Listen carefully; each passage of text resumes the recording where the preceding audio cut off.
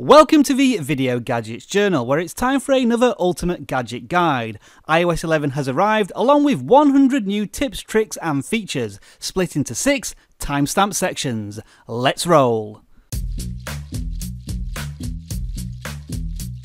Siri can translate speech into different languages. To translate into a specific language, try this. Translate Video Gadgets Journal into Spanish. Diario de video. To translate into any available language, try this. Translate Video Gadgets Journal. Sure. Translate into which language? Diario del video gadget. Now, at the moment, the language translation is a little limited. For example, say thank you in Portuguese. I can't translate into Portuguese yet, but I can translate into French, German, Italian, Mandarin Chinese, and Spanish. Also, when translating English words, you have to make sure that you go to Settings, then Siri and Search, followed by Language, and it has to be in English United States speech in order to translate. There is a new feature that automatically puts your device into Do Not Disturb mode when driving, as it detects when you are moving. In order to turn this on or off, go to Settings, then the Do Not Disturb options, and towards the bottom you will have this Do Not Disturb while driving. You can activate it manually or automatically, or when connected to Bluetooth. When you're in Apple Maps and you search for a city, if you press the flyover option, this will zoom into the city and give it a 3D look, and it puts it into a kind of virtual reality mode, so you can tilt around the phone and look at the city and scroll about and have a look. So have a play with that and see what happens. Once you're in the flyover mode, if you tap on the screen and then start the city tour, this will give you a kind of bird's eye flyover view and look at different landmarks in a city. For example, I'm currently in the Vancouver flyover mode and it's going to show me Queen Elizabeth Park. So try that on any big city and see what it shows you. It's kind of like a drone flying over the city. Very interesting to watch. Another feature that's been added to maps is the ability to see floor plans of airports. For example, this is at Philadelphia International Airport, and as I zoom in, it will highlight the airport buildings, so now that I can see different shops and the security checkpoints in the airport. I can also change the floor by tapping on the number here to switch to the first floor or the third floor. So give that a try on certain airports. Apple are adding more every single week, so hopefully your local airport or a destination you are heading to will be added as well. You'll also be able to use the same trick with shopping malls. This is the Westfield Valley Fair Mall in San Jose, and if I zoom in, as you can see, it turns into a spotlight map of the mall. So check it out and see what you can find. The Maps application also has a new gesture control as well. You can use pinch to zoom as normal, of course, but what if you're holding your phone in one hand? If you double tap on the screen, then you can use your thumb as a single gesture to zoom in and out. There is a new application on iOS 11 called Files, which effectively gives you a portable hard drive on your device. It doesn't, however, give you any root access to system files on your device, but it does allow you to share files from applications onto your Files app, which you could then share to other people or other iOS devices. As a quick example, if I go to iMovies and tap the share button on this project, it allows me to save it to files, so to take the data from off the application and then use as I please. A one-handed mode has been added to the keyboard to help you with bigger devices such as the iPhone 7 Plus, iPhone 8 Plus and so on. In order to activate it, go to Settings, then scroll down to General, followed by Keyboard. And what you will have here is one-handed keyboard options. There are 3 options: off, left, right. So if we turn on right, then bring up the keyboard. As you will see on the iPhone 7, it's slightly adjusted the keys to the right hand side. To turn this off, I can tap on the arrow here, and if I want to quickly turn it back on, I can long press on the globe here, and then that gives me the option to either make it a left-sided keyboard or a right-sided keyboard, or again I can turn it off if I want to. When you take a screenshot of your device using the power button and home button at the same time, you get a preview in the bottom left hand corner. If you tap on it, this will quickly open up the image so you can edit it from here. For example, I can crop it if I want to, but you can also do other things such as markup by tapping on any of the stationary options down here and perhaps maybe drawing something or whatever else you wanted to do. And there's also a share button here, so plenty of options to quickly change pictures rather than going into the photo gallery. Now, if your hands are otherwise occupied for whatever reason that may be, you can set your device to auto answer calls. In order to do this, go to Settings, then scroll down to General, Accessibility next, and scroll down most of this screen until you get to Call Audio Routing, and then Auto Answer Calls. If you toggle that on, you can set a duration before the call is automatically answered. So say you're out for a run, you don't want to have the hassle of getting the phone out of your pocket, it can answer the call automatically and then you can start speaking on the phone call. There is an SOS mode which effectively locks your device and only allows you to make emergency calls. To activate this, press on the power button quickly 5 times. Now you will have 2 options, either to turn the phone off or do an emergency SOS. If you cancel it, it locks Touch ID, so you cannot get back into the phone without putting in your passcode.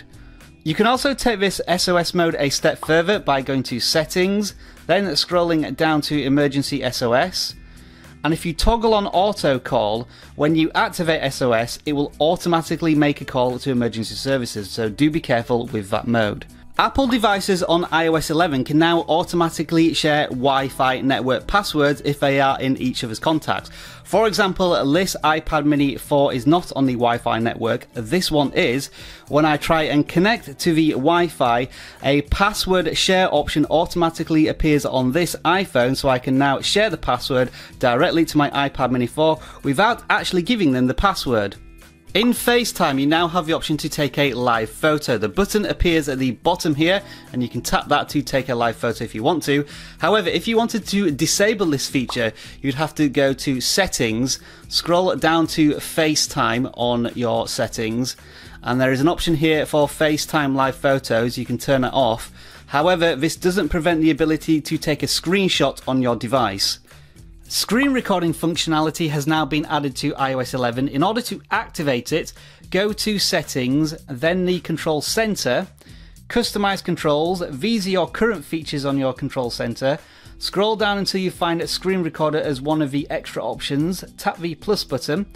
So now when I go to the Control Center, you should see a recording button which looks like this. Tap on it. That will start a countdown, and then when you are on a home screen you will see a red bar at the top which indicates that the screen recording has now started. You can go into applications, play games, and it will record your screen. When you've finished, you can go to the control center and tap on the recording button to stop the recording. A notification will appear at the top of the screen, and if you tap that, it will take you straight to the photo gallery where you can watch the screen recording you just made.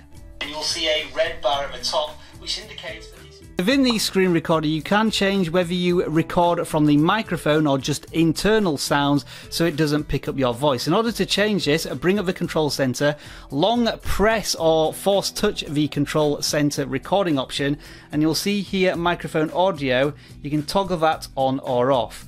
There are plenty more things to consider with the iOS screen recorder, and I cover this in a vast amount of detail on my channel, so check out my videos on the Video Gadgets Journal. Now let's have a look at the control center in more detail, as it has undergone a massive overhaul. To get to the control center, swipe up from the bottom of the screen.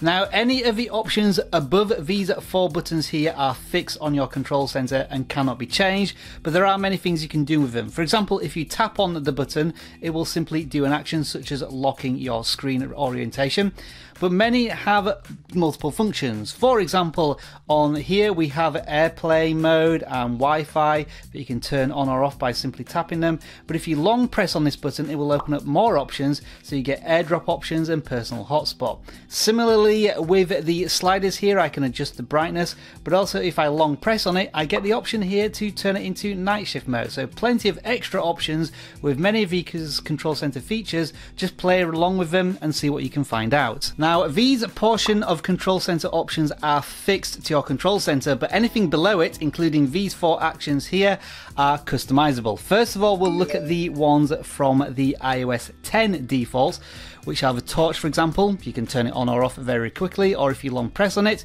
you've got different strengths that you can set the torch to on your camera light. Also with the camera, again, a long press, you will get different options like record video, slow-mo, and so on. And with the timer, you can either tap it to go to the timer application, or you can long press on it to get quick timer options through a slider. So plenty of options there, but it gets even better. What you can do at this point is go to the control center settings, which can be found on the settings screen, going to control center and then customize controls. These are the ones that are currently on your control center, but you can add more, just like we did with the screen recorder. So we will add that along with text size. Let's also put in the low power mode, and finally we'll put in the alarm. So if we now go to our control center, you will see even more options added. So we can quickly put our phone into a power mode.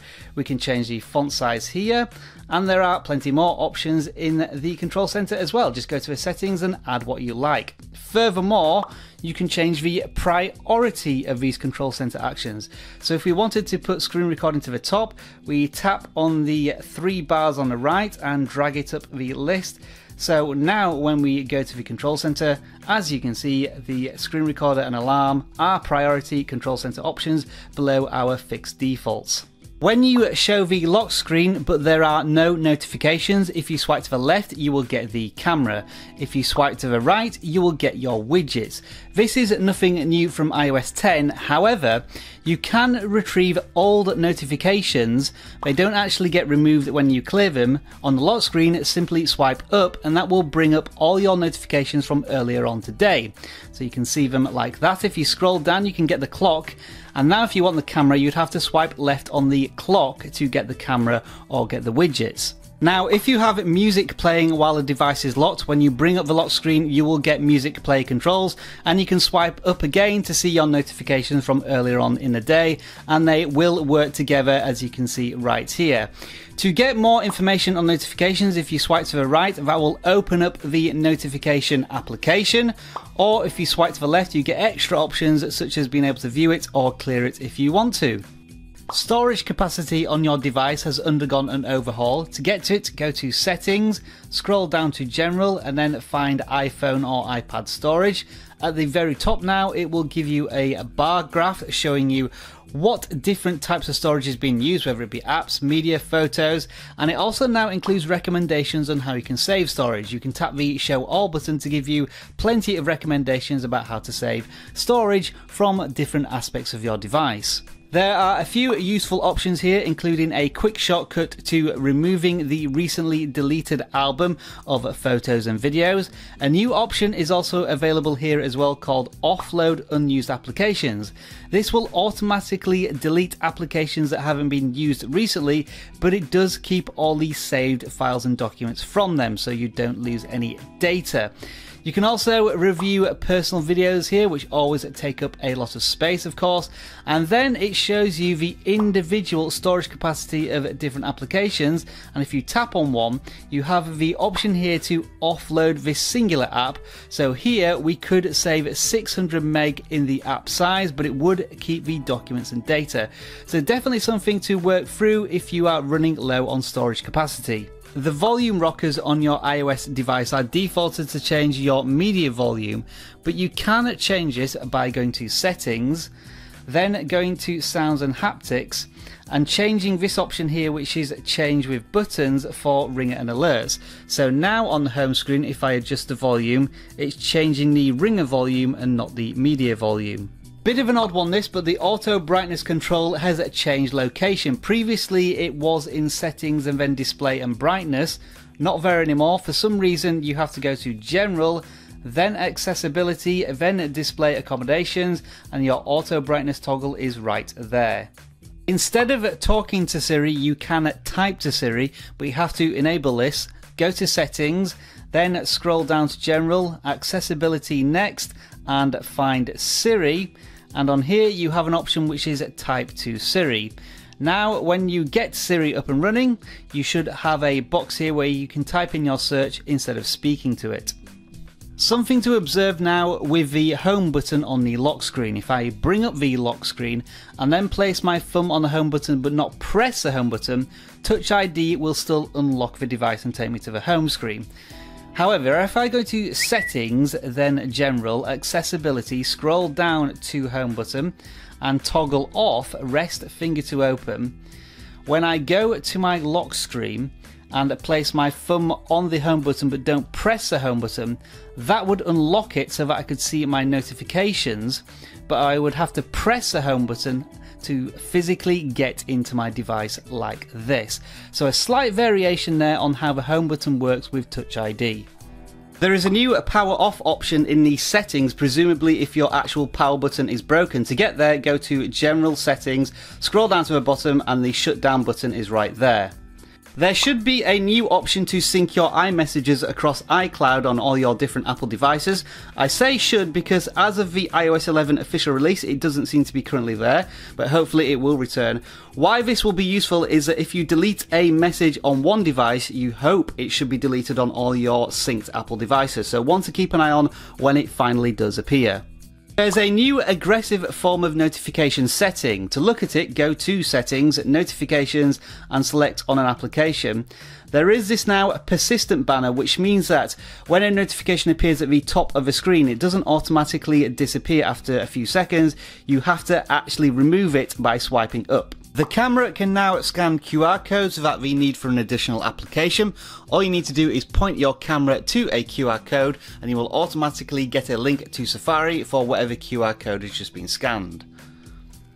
When editing live photos, you can now choose a new frame for your thumbnail. In order to do this, go to Edit, then swipe along the bottom to go through the live photo, and when you lift your finger it will say Make Key Photo. So that now becomes your new thumbnail when you're looking at the picture in your photo gallery. Another new editing feature that's been added to live photos is the ability to crop them. Just make sure you have live selected at the top here and you have the crop option down there, just like you would crop photos. Live photos can also be trimmed by going to Edit and then using the slider to slowly drag across the live photo and shorten it or lengthen it as you wish. Another new thing you can do with live photos is add effects. Instead of going into Edit, simply swipe up and you will get these effect options here, such as for example putting it into a loop, which turns it effectively into a GIF. So have a look at these new features and see which ones you like for your live photos. Next up is a really bad example of a really good feature because I'm a terrible photographist. This is a live photo of running water, but you can now add a long exposure feature by swiping up and going all the way to the end on effects. So what this will do now is give you that blurred effect of running water. Works much better in nature and you definitely need a tripod to do this. So give it a try and see if you can get some really awesome long exposure shots. The markup feature that you saw in taking the screenshot is also available from the photo gallery. Go to Edit, then tap on the three dots and the markup feature is here, which then allows you to make drawing edits to any of your pictures as you wish. The camera now has a picture format setting. To access it, go to Settings, scroll all the way down to Camera, and then Formats. Two options here, High Efficiency and Most Compatible. High Efficiency takes pictures in HEIF and HEVC format, and Most Compatible will take pictures in JPEG, but they are bigger. iOS 11 can now support GIFs or GIFs, so if I save this particular one of the iPhone X being $1,000, now I go to my photo gallery and tap on the GIF and it should automatically start playing as one, as you can see right here. But furthermore, what it will do is put it in its own album. So if I go to Albums and scroll down to Animated, it puts all your GIFs in an animated album. Nicely done. Now turn pictures into a watch face too. Simply tap on the share button, then go to create watch face, and that will automatically generate a preview of how it might look on your Apple Watch. Most of the iOS 11 enhancements revolve around the dock when it comes to iPads. First of all, you can add a lot more applications to it. In the case of an iPad mini, you can now get 11 applications on the dock. With a full-blown iPad or iPad Pro, you can get 13 applications on the dock, and this is what it looks like in portrait. What you will also start to notice is that if you run applications and then exit back out to the home screen, they start to appear on your dock. For example, I've just run Photos and Reddit.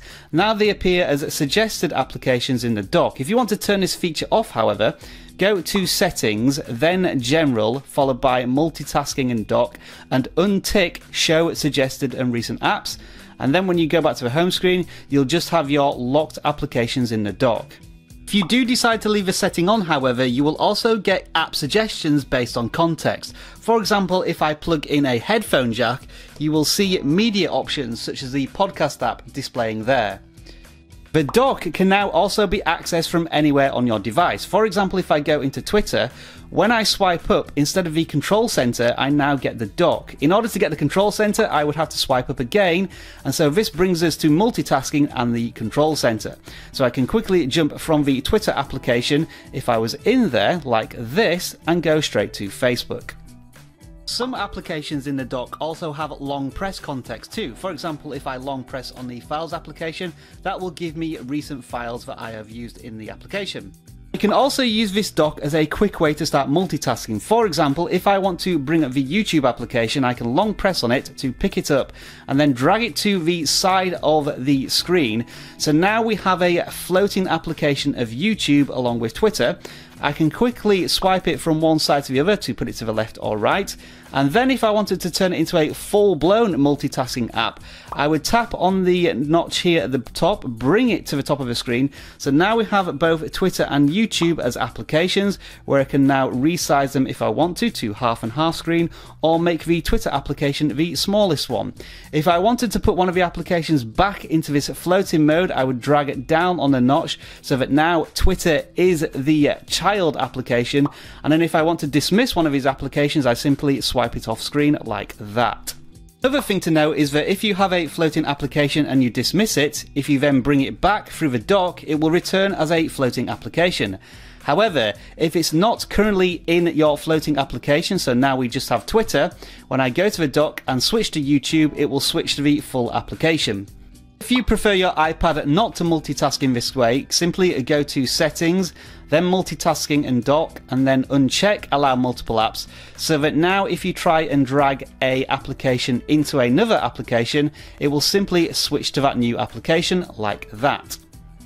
It's also worth clarifying that multitasking and the control center are now the same thing. So if I swipe up from the bottom of the screen, I get all my applications here and the control center. And if I double tap on the home button, I get exactly the same thing. So of course you can swipe away applications that you don't want anymore in your background, and you have all the control center features here, which you can add to by going to Settings, then scrolling down to Control Center, customizing controls, and then adding different ones that you want, so that now when I bring up the control center, we have these new actions here. Now when it comes to split screen, there is some drag and drop functionality. For example, I have the Notes application up here.